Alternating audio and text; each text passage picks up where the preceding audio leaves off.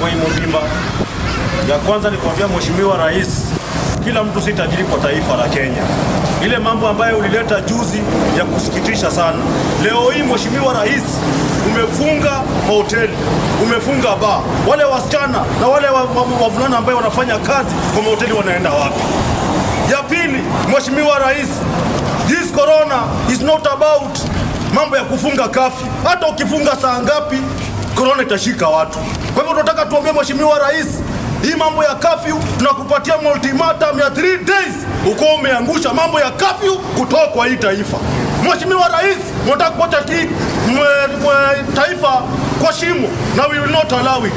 Kuna watu ambao saa hizi viongozi wanaona Rais Muigai Kenyatta anaangamiza Kenya, hao kazi yao ni kutengeneza alliances.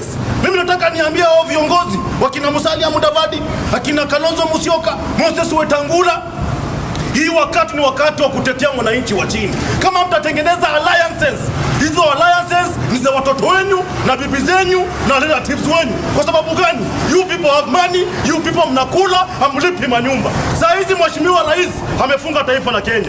Tutalipa rent namna gani? Watoto watakula namna gani?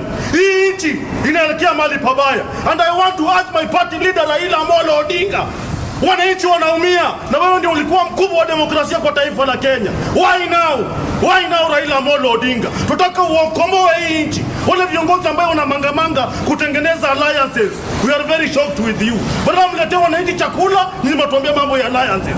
Hiyo mambo ya alliances is nonsense. Na mimi nataka niambie wale viongozi wa taifa, people are going to punish you in 2022. Itakuwa rahisi vile mnafikiria.